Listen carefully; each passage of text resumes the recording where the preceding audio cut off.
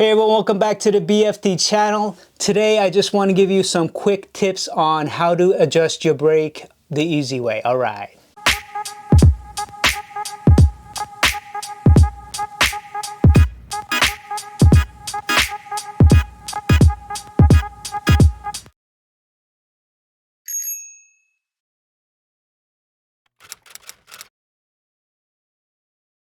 I just got done installing the stock T-line wheel back onto the bike. Before this, I had the Speed Mini Cycles rear wheel. The stock one, it's a little bit thinner, so I have to make some adjustments to the brake. All right, and I noticed that adjusting the brake can be a little bit of a hassle, especially if you're not used to doing it. So let's go over on how I actually adjust the brakes. Okay, so we're gonna adjust the back one. This is the Chiamillo. Every time I say this name, I want to do this with my hand. The Chiamillo Design B1 Ultra. Okay, I love these brakes. They look great, and they have been performing well. I know these are actually carbon brake pads. I don't have the correct brake pads right now, so I'm going to order them and then I'll put them in before I go for a ride. But I use the Cool Stops, the pink ones. They work very good. That's what I use now. The stock Brompton brake pads are good as well, but I just like the way they perform. They perform a little bit better. All right, so let's go.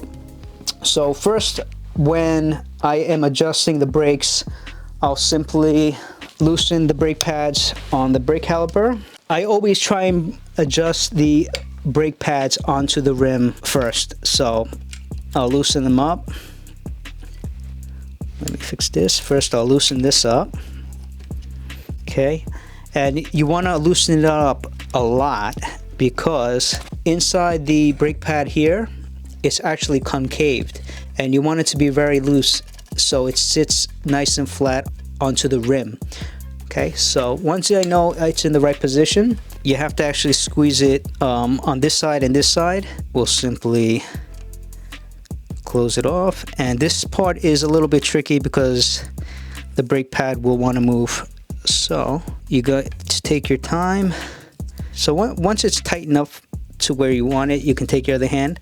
I like to hold it like this while I'm turning it so it doesn't move, and you got to just take your time and keep an eye on it. Okay, and always double check to make sure it's where you want it, because the last thing you want is this brake pad to be too close to the tire and it'll wear out your tire. I've seen that happen a lot, especially if you have a new Brompton. You do want to check and make sure your bike brakes are in the right spot.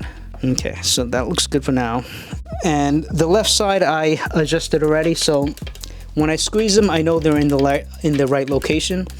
Now you're gonna notice that this rim is a lot thinner than the carbon one I had, so I'm gonna have to adjust the cable. They sell a cable puller that you would normally attach here, and it helps you pull the cable up. The problem with the Brompton is the cable is very short after you cut it, and just to have the folding clearance, it has to be short. Okay, so for this step you need 2 or 4 credit cards, depending on how loose you want the brake lever to feel.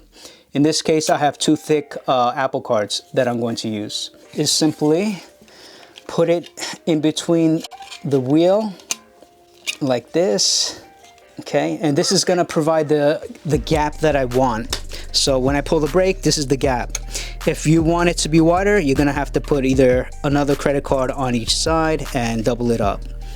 Okay.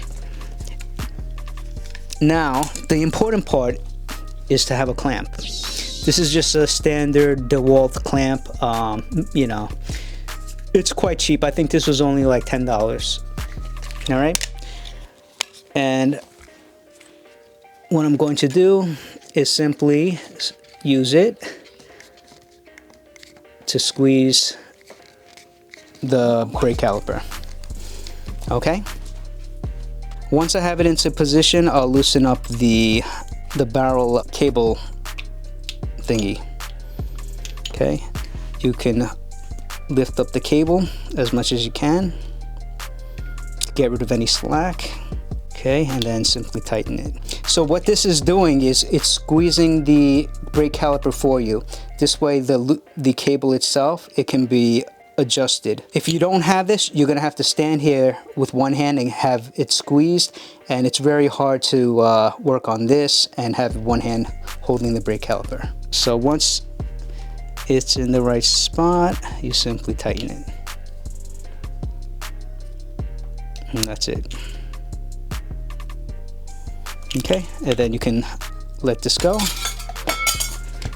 And then, you know, you can squeeze your brakes and it should be centered to where you want it.